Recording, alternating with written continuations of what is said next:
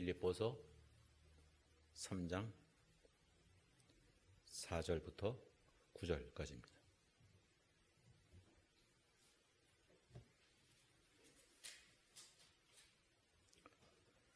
그러나 나도 육체를 신뢰할 만하며 만일 누구든지 다른 이가 육체를 신뢰할 것이 있는 줄로 생각하면 나는 더욱 그러하리니 나는 8일 만에 할례를 받고 이스라엘 족속이요 베냐민 지파요 히브리 중에 히브리인이요 율법으로는 바리새인이요 열심으로는 교회를 박해하고 율법의 의로는 흠이 없는 자라. 그러나 무엇이든지 내게 유익하던 것을 내가 그리스도를 위하여 다 해로 여길 뿐더러 또한 모든 것을 해로 여김은 내 주 그리스도 예수를 아는 지식이 가장 고상하기 때문이라. 내가 그를 위하여 모든 것을 잃어버리고 배설물로 여김은 그리스도를 얻고 그 안에서 발견되려 함이니 내가 가진 의는 율법에서 난 것이 아니요 오직 그리스도를 믿음으로 말미암은 것이니 곧 믿음으로 하나님께로부터 난 의라. 아멘. 오늘 본문은 원래 민수기 생명의 삶에 따라서 정했다가 오늘 예배 끝난 다음에 또 나눔도 있고 그래서 빌립보서로 다시 바꿨습니다. 빌립보서를 제가 좋아하는 성경이기도 하고요. 그 중에 그 이유 중에 하나는 특별히 어떻게 감옥에서 이런 서신을 썼을까라고 하는 생각이 깊습니다. 오늘 말씀에도 나오듯이 지금 현대를 살아가는 우리에게 있어서도 사람마다 누구에게나 그 자랑거리가 있습니다. 자신의 과거를 자랑하는 사람도 있고 자신이 현재 가지고 있는 집이나 자동차 등 재산을 자랑하기도 하고 지식을 자랑하기도 하고 자신의 학벌, 출신, 지식, 인맥, 용모 등을 자랑합니다. 그런데 우리가 아는 대부분의 자랑거리들은 실제로는 일시적인 거나 과거 지향적인 것들 뿐입니다. 다소 유치하지만 제가 어렸을 때만 해도 집에 그 한 14인치짜리 한 14인치짜리 TV만 있어도 굉장한 자랑거리였습니다. 생각해보면 과거에 요즘 말하는 미국 드라마인 본안자, 전투, 이런 것들, 페이톤 플레이스, 이런 것들을 보기 위해서 조금 멀지만 친구 집까지 다녀오곤 했습니다. 이어 생각해보니까 그 당시에 저는 이제 서대문에 살았고 그 남영동에 살던 우리 막내 고모네 그 20인치짜리 그 옛날에는 과거 괴짝 같은 TV 있었어요. 거기 TV로 이승만 전 대통령 그 장례식 치르던 모습이 눈에 선합니다. 그렇지만 때로는 과거에는 그 자랑으로 여겼던 건데 현재에는 수치로 느껴지거나 그 반면에 과거에는 수치로 여겼는데 현재에는 자랑거리가 되는 일도 허다하게 많이 있습니다. 예를 들어 옛날에는 주색에 빠져 있었거나 치렁치렁 귀금속 달고 다니는 것을 자랑했지만 지금은 지우고 싶은 추억이 되어 있을 수 있습니다. 반면에 또 한번 생각해 보면 옛날에는 가난해서 학교에 출석했지만 결석 처리되었던 것이 부끄러운 적도 있습니다. 한편 여러분은 좀 이해하기 힘드시겠지만 제가 미국에 있을 때 가정 형편도 넉넉치 않으면서 아이를 5이나 낳는다고 몇몇 교인들과 심지어 저희 누나들로부터 제가 비난을 엄청 받기도 했습니다. 오죽하면 넷째, 5째 낳을 땐 얘기도 안 했어요. 하도 뭐라 그래서. 하지만 작금에 이르러서는 그런 비난을 받지 않습니다. 한편으로는 어떤 이들은 심지어 그리스도인들조차도 삶의 변화가 전혀 없이 과거에나 현재나 세상적인 것, 물질적인 것, 또 오늘 본문을 빌리면 육체적인 것에 대한 자랑만 늘어놓는 사람들도 있습니다.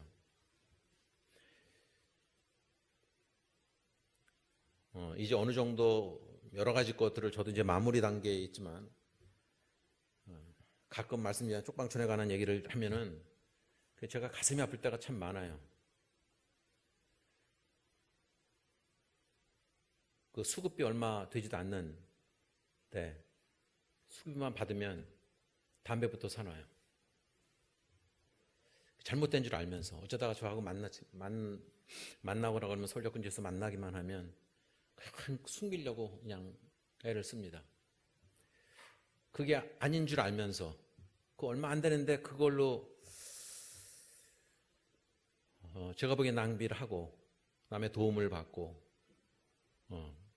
대부분의 문제들이 술과 담배입니다. 하지만 그와 동시에 그 안에 또 자존심은 또 굉장히 셉니다.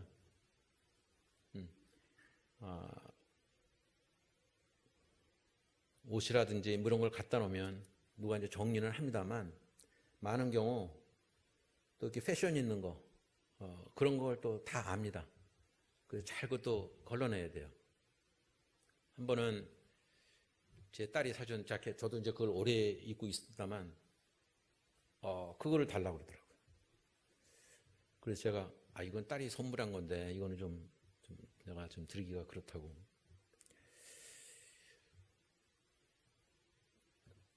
동시에 그거를 어쩔 줄 몰라 하면서 한편으로는 열심히 찬양도 하고 기도도 하지만은 또 한편으로는 그 세상적인 것, 육체적인 것 그거를 버리지 못하고 살아가는 경우가 정말 많이 있습니다. 우리가 건강하기를 기도하고 잘 살게 되기를 기도하면서 실제로 행동은 반대되는 행동들을 그냥 자신도 모르게 그렇게 하고 살아갑니다. 과거의 자랑거리가 수치거리가 되는 경우 정말 많이 있고 제가 실제로 현실적인 삶에서도 제가 많이 느꼈습니다. 이게 어느 순간에는 이게 정말 장점이고 사람들이 부러워하는 점이었는데 어느 한면으로 가니까 그것이 단점으로 되어 있는 경우가 여러분들 살아가면서 그런 거 많이 느끼셨을 것입니다. 돈이 많은 것 그게 어떤 사람한테 자랑거리지만 어느 사회에 가면 그게 수치거리예요. 부끄러워요. 사도 바울은 자신의 과거를 자랑하기 위해서 즉 잘난 척하려고 하지 않았습니다. 자신이 하나님으로부터 받은 특권을 오늘 본문에서 말씀하고 있는 것입니다. 누구든지 자기가 선택하지 않고 부여받은 특권이 있는가 하면 자신이 선택할 수 있는 특권이 있습니다. 사도 바울은 진정한 의미의 유대인이 어떠한 것이란 것을 잘 알고 있었습니다. 그럼에도 불구하고 자신이 누렸고 더 누릴 수 있었던 특권을 예수 그리스도를 위해서 기쁨으로 그것들을 다 버렸던 것입니다. 사도 바울이 설명하고 있는 특권들은 모두 중요한 의미를 가지고 있었습니다. 오늘 본문에 나오듯이 사도 바울은 태어난 지 8일 만에 할례를 받았습니다. 이것은 하나님께서 명하신 불변의 율법으로 여겨져 왔습니다. 이는 자신이 이스마엘 민족이 아니라고 하는 것을 말하는 것입니다. 왜냐하면 이스마엘은 13세에 할례를 받기 때문입니다. 이 얘기는 자신은 다 큰 다음에 유대교 신앙을 가진 것도 아니고 그 다음에 나이가 어느 정도 들어서 할례를 받은 것도 아니라는 것을 뜻합니다. 말하자면 유대인의 정통성을 따지자면 하나도 꿀릴 것이 없다는 뜻입니다. 두 번째로 사도 바울은 이스라엘 민족 출신이었습니다. 유대인들이 하나님과의 특별한 관계를 강조하려 할 때 이스라엘인이란 말을 사용했습니다.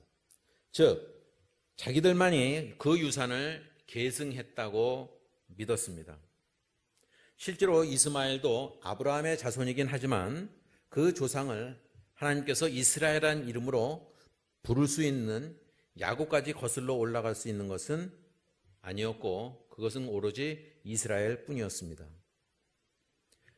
부연하자면 민족적으로나 선조로 말하거나 자신의 정통성을 말하고 있는 것입니다. 우리의 경우도 그렇죠. 이거 그 신앙인이 아니더라도 성 갖고도 몇 대손, 장손 이런 거까지 따지고, 그리고 심지어 인도에서는 아직도 그 카스트제 때문에 문제가 많음에도 불구하고 여전히 그런 차별과 그런 정통성 갖고 따지기도 하죠. 당시에는 더더욱 그게 심했습니다. 오히려 그 역으로 나중에는 유대인이라는 이름으로 학살까지 당했지만, 당시에는 이스라엘이라고 하는 요즘 말로 어떻게 보면 그 자존심을 충분히 지킬 수 있었던 사도 바울이었습니다. 세 번째로 사도 바울이 언급하고 있는 것은 그는 베냐민 지파 출신이었다는 것입니다. 즉 이스라엘 민족 중에서도 엘리트 출신이었다는 것입니다. 이스라엘 최초의 왕인 사울은 바로 베냐민 족속이었고, 바울의 본명이 사울이라는 것도 우연이 아닌 것입니다. 르호보암 왕국이 파괴되고 분열에 이르렀을 때 열 지파는 여로보암과 같이 떠났지만 베냐민만 유다에 충성을 다하고 계속한 지파였습니다. 백성들이 포로에서 귀환했을 때 재건하는 역할의 중추를 담당한 족속이 바로 베냐민과 유다 지파였습니다. 이것만 놓고 볼 때 이거는 좀 부여받은 특권이라고 볼 수 있습니다. 마음의 한편으로는 심리적으로 이런 자랑이 사도 바울 안에 있었을 가능성이 다분히 있습니다. 하지만 그것을 부인하고 그리고 나서 사도 바울은 선택적인 특권을 오늘 본문에서 또 말씀하고 있습니다. 그것은 첫 번째로 사도 바울은 부모가 모두 히브리인이었다는 것이었습니다. 우리가 디아스포라라는 말을 잘 알듯이 유대인들은 오랜 역사를 통해서 세계로 흩어졌습니다. 로마에는 수만 명, 알렉산드리아에는 100만 명 이상의 유대인이 당시에 살고 있었습니다. 이들은 자신들이 살고 있는 나라의 민족들과 동화되는 것을 거절했습니다. 오히려 자기들의 종교와 풍습과 율법을 충실히 지켰습니다. 그러나 이들 역시 모국어를 잊어버리는 경우가 종종 있었습니다. 그들은 헬라어를 사용했을 뿐만 아니라 성경도 헬라어로 읽었습니다. 그러니까 당시에 헬라 문화가 자리 잡고 있었기 때문에 그러한 것이죠. 사도 바울은 이방 도시 다소에서 태어났지만 가말리엘 밑에서 교육받기 위해 예루살렘으로 올라갔습니다. 거기서 그는 히브리 말로 말할 수 있었습니다. 즉 그는 성실한 히브리인임을 강조하는 것입니다.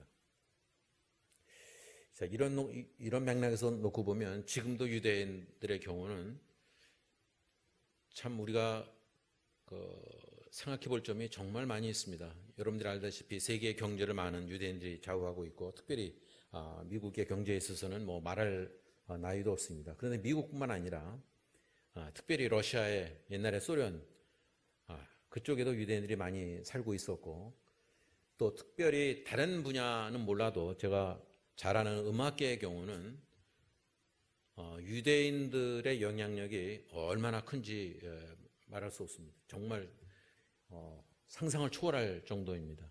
여러분들이 잘 아시는 그 정경화라는 바이올리니스트 있죠? 옛날에 콩쿠르에서 누가 봐도 우승인데 핑크스 주크만이라는 사람이랑 공동 입상을 줬어요. 우승 없는 2등을 줬던가 그래요. 그런데 그때 심사위원이 누구였냐면 아이작 스턴이라고 하는 유명한 또 바이올리니스트 겸이었지만 그도 유대인이었습니다. 그 공동 수상한 핑크스 주크만도 유대인이었습니다. 비록 이스라엘에서 살진 않았지만, 그리고 지금도 유명한 사람들은 그 망명한 사람들, 특별히 아르헨티나에 유대인들이 많이 갔는데 그 나치에 때 쫓겨나갖고 아르헨티나에 많이 갔습니다. 물론 나치 정권에 종사했던 사람도 글로 도망가서 잡힌 경우도 있었지만 그 영향력이 어마어마했습니다. 그 자신의 그 자신감이, 자기가 유대인이라고 하는 자신감이 그렇게 만들기도 하고, 또 그들끼리 그 똘똘 뭉치기도 했습니다. 두 번째로는 율법에 관해서는 사도 바울은 훈련받은 바리새인임을 말하고 있습니다. 실제로 바리새인은 그리 많지 않았습니다. 유대인 중에서 단지 6천여 명에 불과했습니다. 그러나 바리새인은 유대교 중에 영의 투사들이었습니다. 바리새, 페리새라고 하는 그 의미는 분리된 것을 말합니다.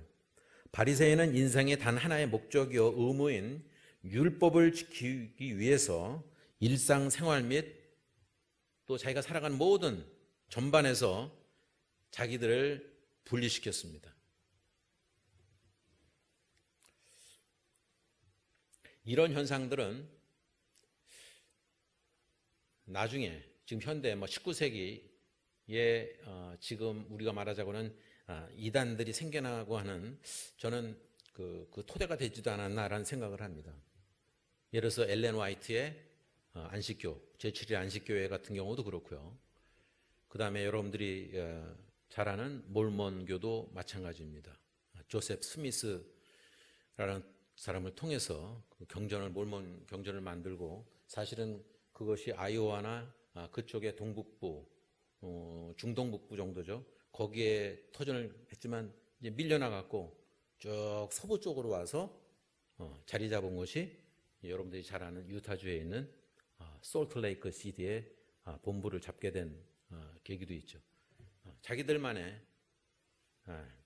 영역을 가졌습니다. 그와 동시에 그래서 열심히 있어서는 정말 교회의 박해자였습니다. 사도 바울은. 유대에게서 열심이란 것은 종교생활에서 최대의 자질이었습니다. 특별한 제사장직을 받은 사람들은 하나님께 대하여 굉장한 열심을 갖고 있었습니다. 당시에 그 사도 바울, 즉 사울이었을 때 그 열심은 유대교의 반대자들을 없애는 것이었습니다. 요즘은 시내 나가도 좀 드물지만 아까 좀 전에 말씀드린 몰몬교 사람들이 하얀 드레스셔츠 입고 바지에 까만 바지 입고 둘씩 짝지어 다니는 경우 보신 적 있죠? 특별히 과거에는 정말 많았죠. 그게 의무입니다. 2년 동안.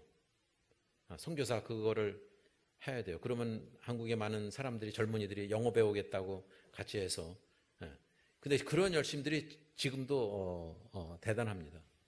거기 살고 있는 사람의 경우, 그쪽 이사 간 사람의 얘기를 들으면 그들이 굉장히 사실은 친절합니다. 그 안에 들어가 있을 때는 굉장히 친절해요. 그런데 거기서 벗어나면 굉장히 미움을 받습니다. 버텨내기가 쉽지 않죠. 그리고 그 솔트레이크 시티 그 안에는 집들이 대략 방은 기본적으로 한 대여섯 개씩은 다 있습니다. 왜냐하면 산화 제한을 하지 않기 때문에 그렇게 집을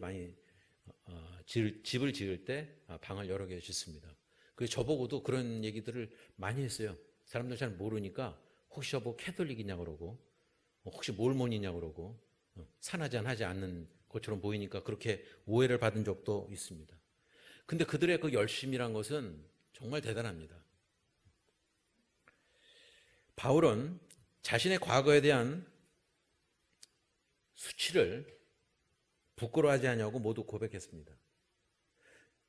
그거를 다 수치로 여겼던 거죠. 제가 그렇게 열심히 했던 것, 그리스도인들을 박해하고 죽이고 했던 것들을 이제는 부끄러워하면서 고백했습니다. 네 번째로 사도 바울은 율법이 정하는 바 의에 관한 한 사도 바울은 흠이 없다고 자신 있게 얘기하고 있습니다. 즉 자신이 수행하지 못한 율법이 하나도 없다는 것을 뜻합니다. 그러니까 누구하고 견줘봐도 자기는 문제가 없다고 자신만만해하는 표현을 볼 수 있습니다. 지금의 우리로서는 상상도 하기 힘든 일입니다. 사실은 주일 성수도 쉽지 않은 마당에 그 모든 것들을 하나도 빠짐없이 지켰다는 것이 놀라운 일 아닙니까? 그러나 사도 바울은 그리스도를 만났을 때 이 모든 것들이 소용없는 것이 되었다고 고백합니다. 그런 가운데도 주장하고 있는 것이 오늘 본문에 사실은 이제 뒤쪽에 나와 있습니다. 7절부터 다시 한번 보시면, 그러나 무엇이든지 내게 유익하던 것을 내가 그리스도를 위하여 다 해로 여길 뿐더러 또한 모든 것을 해로 여김은 내 주 그리스도 예수를 아는 지식이 가장 고상하기 때문이라. 내가 그를 위하여 모든 것을 잃어버리고 배설물로 여김은 그리스도를 얻고 그 안에서 발견되려 함이니 내가 가진 의는 율법에서 난 것이 아니요 오직 그리스도를 믿음으로 말미암은 것이니 곧 믿음으로 하나님께로부터 난 의라. 예수를 믿게 되었다 하더라도 과거 것들을 다 청산하고 버리기 쉽지 않습니다. 예수 그리스도를 찾아온 부자 청년의 경우도 그러했고, 자신을 돌아다 보면은 우리는 이렇게 타협하려고 애를 쓰잖아요. 사도 바울은 이런 거 갖고 타협하려고 들지 않았습니다. 과감하게 자신이 자랑으로 여겼던 것들을 버렸습니다. 그것이 자신이 우러나서 그것이 확실한 믿음이 있기 때문에 그것이 가능한 것이었습니다. 그 모든 것들이 소용없다는 것을 고백하고 있습니다. 저는 낚시를 하지 않지만 갈치 낚시에 사용하는 미끼로 가장 좋은 것은 그 은색 빛깔을 자랑하는 갈치가 최고라고 합니다. 약간 이율배반적이기도 하죠. 갈치 한 마리를 낚기 전에는 소금에 잘 절여진 갈치나 멸치나 고등어를 미끼로 사용합니다만, 갈치 한 마리를 잡으면 그 갈치로 미끼를 만들어 낚시에 꿰어 던지면 그 다른 갈치들이 그 미끼가 자기 동료인 줄도 모르고 잘 물어대다가 잡혀버리고 만다는 것입니다. 사람들은 평소에 얼마나 자신이 똑똑하고 현명한 사람인지를 자랑합니다. 하지만 그 자랑이 곧 자신을 물어 죽이는 미끼가 되는 경우가 허다합니다. 그러니까 세상적으로도 그거는 조심해야죠. 자기가 자랑으로 여겼던 건데 아까도 말씀드렸지만 그것이 오히려 수치가 되는 경우가 얼마나 많은지 모릅니다. 우리가 TV에서 보는 정치가들의 경우 특별히 그렇죠. 남의 단점을 계속 지적하지만 나중에 보면 요즘 말로 자기도 기면서 똑같은 경우인데 그것이 부메랑이 되어서 자기 자신에게 돌아오는 경우가 얼마나 많은지를 모릅니다. 그러니 사람은 세상의 어떤 것들로도 자랑할 것이 없습니다.